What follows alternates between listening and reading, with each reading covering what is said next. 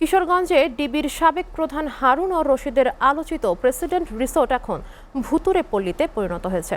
রাজকীয় রিসোর্টটি একসময় থাকত মন্ত্রী, এমপি, আমলা, ব্যবসায়ী, শোবিজ তারকাদের লীলা খেলায় মুখর। অভিযোগ রয়েছে রিসোর্টের জায়গায় অনেক মালিককে টাকা দেননি।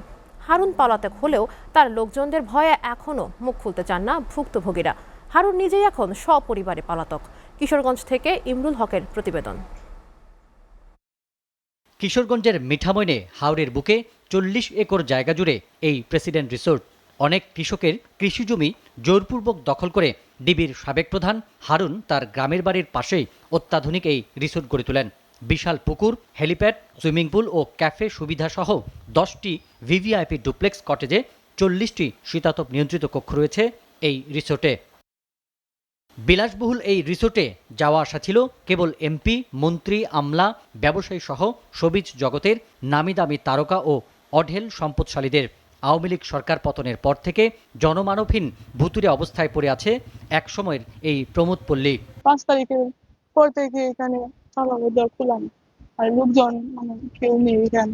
ঢাকা থেকে ভিভিআইপি লোকজন আসতো, এখানে নিরাপদ তারা মনে করত, আসতো রঙ্গমঞ্চে। হারুনের ছোট ভাই ডাক্তার শাহরিয়ার রশিদ এ রিসোর্টের ব্যবস্থাপনা পরিচালকের দায়িত্বে ছিলেন। বর্তমানে তিনিও পলাতক। 2000 সালে পুলিশের চাকুরি নেওয়া হারুন কোথায় পেলেন এত টাকা, এ প্রশ্ন তুলেছেন স্থানীয় সুশীল সমাজ। অভিযোগ আছে রিসোর্টের জায়গা নেওয়ার সময় ক্ষমতা দেখিয়ে টাকা দেননি অনেককেই। যে দেশের মানুষ রাত্রে শেষ রাত্রে দাঁড়িয়ে থাকে 2 কেজি আটার জন্য, সেই দেশের পুলিশ অফিসার হাজার হাজার কোটি টাকার মালিক শুনেছি।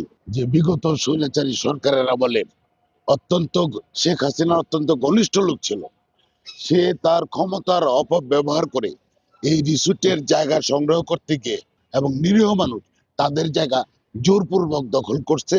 রিসোর্টটি উদ্বোধন করেন স্থানীয় সংসদ সদস্য রেজওয়ান আহমেদ তৌফিক।